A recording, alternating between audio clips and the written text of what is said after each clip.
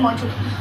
आज के विषय की शुरुआत करने से पहले आप सभी से बोलना चाहूँगी कि अगर आपको मेरी खबरें सुनना पसंद है तो हमारे चैनल को सब्सक्राइब करना बिल्कुल भी मत भूलिए और इसी के साथ साथ बेल आइकन को ज़रूर दबाइए, जिससे हमारी खबरें आपको निरंतर सबसे पहले मिलती रहें। देखिए, आज जिस विषय पर मैं बात करने जा रही हूँ वो मेरे लिए और आपके लिए एक विचारशील विषय है। हमें इस विषय पर विचार करना चाहिए। भारत और चीन के बीच जिस तरह से तनाव बढ़ता जा रहा है, उस समय इस विषय को उठाना बेहद जरूरी है। देखिए, ये बात आप सब जानते होंगे कि भारत और चीन दोनों ही पड़ोसी देश हैं और इसके साथ साथ एक विकासशील देश है। लेकिन प्राचीन काल में भारत और चीन के बीच में सांस्कृतिक व आर्थिक संबंध स्थापित थे, जो आगे चल करके बोला जा सकता है राजनयिक में और मित्रता में बदले। लेकिन उससे पहले चीन लोग जब बौद्ध धर्म की शिक्षा प्राप्त करना चाहते थे, तब वे भारत के तक्षशिला विश्वविद्यालय और नालंदा विश्वविद्यालय में आए। उन्होंने यहाँ आना पसंद किया क्योंकि संसार के यही दो विश्वविद्यालय थे जो महत्वपूर्ण शिक्षा के केंद्र थे। लेकिन सन 1946 में जब चीन ने साम्यवादी शासन को स्थापित किया, उस बीच में चीन और भारत के दोनों के मित्रता के संबंध स्थापित हुए, बोला जाता है मैत्री संबंध स्थापित हुए।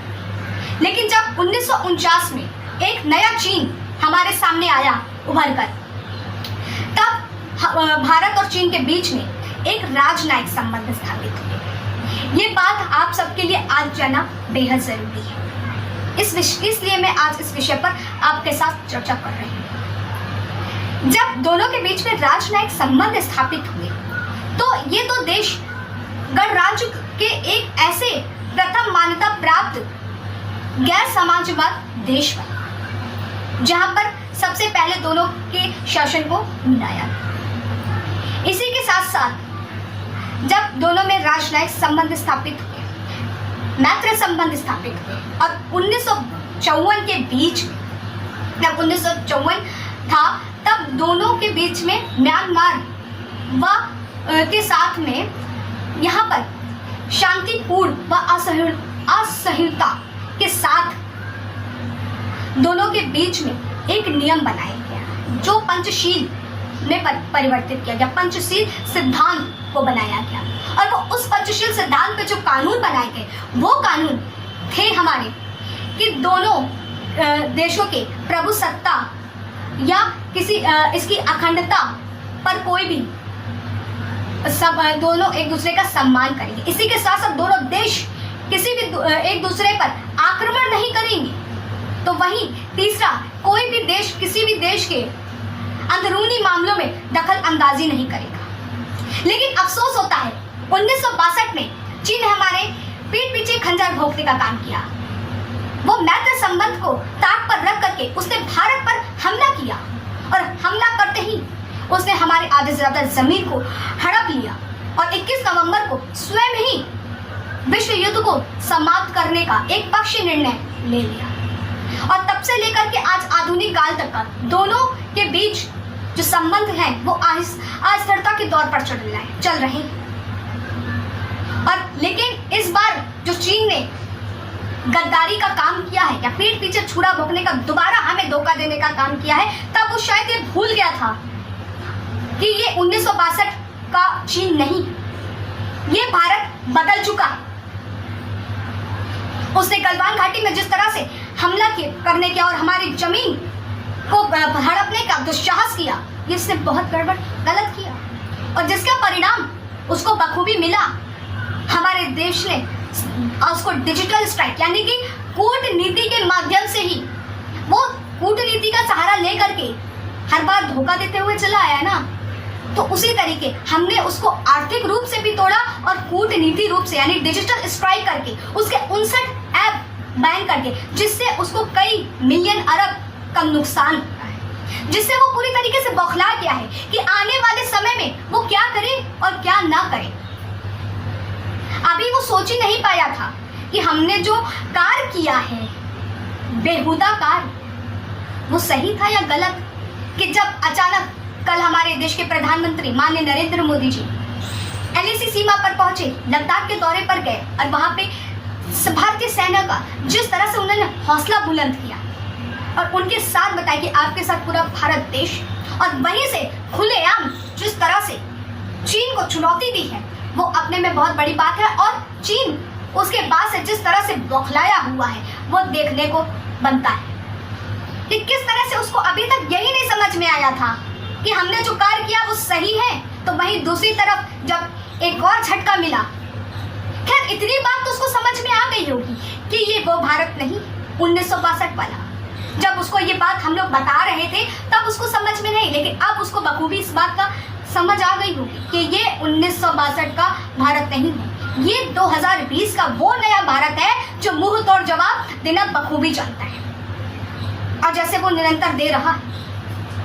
इसी के साथ मेरी उस रिपोर्ट को आप देखिए, जब देश के प्रधानमंत्री लद्दाख दौरे पर गए और उन्होंने किस तरीके से इन चीनियों को ऐसा संदेश दिया है कि अब वो कोई भी कार्य करने से पहले हमारे आदेश को बेहद समझेंगे और जो हमने कहा है उसको अभी तक वो धमकी देते हुआ है। हम धमकी देने पर विश्वास नहीं करते हैं, हम कार्य करने पर विश्वास करते हैं। ये आखिरी चुनौती भारत के द्वारा उसको दे दी गई है, लेकिन अगर भी अभी चीन बाज नहीं आया तो उसके क्या परिणाम होंगे वो बखूबी जानता है। इसी के साथ मेरी उस रिपोर्ट को देखिए और इसमें आप एक रिपोर्ट और देखिएगा कि ऐसे ही जैसे हमारे देश के प्रधानमंत्री माननीय नरेंद्र मोदी, ऐसी जब स्थिति हमारे भारत देश में आई तो वो वहां पहुंचे।